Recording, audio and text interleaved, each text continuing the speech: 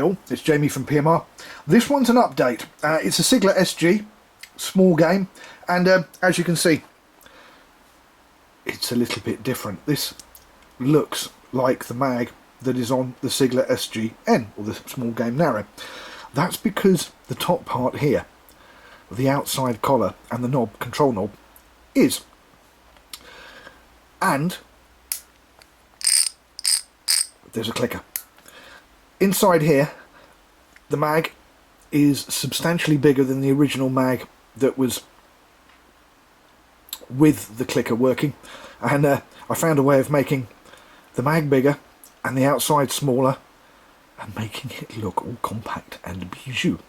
There's still lots and lots and lots and lots and lots of mag travel, but with the Mark II there is 30% more braking.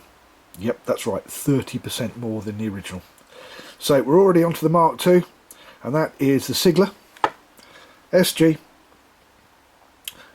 with a clicker. That works. And a PMR Bespoke custom super mag.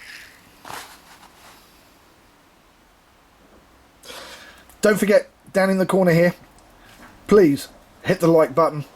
Please share with all your friends. Share the love. And don't forget to subscribe.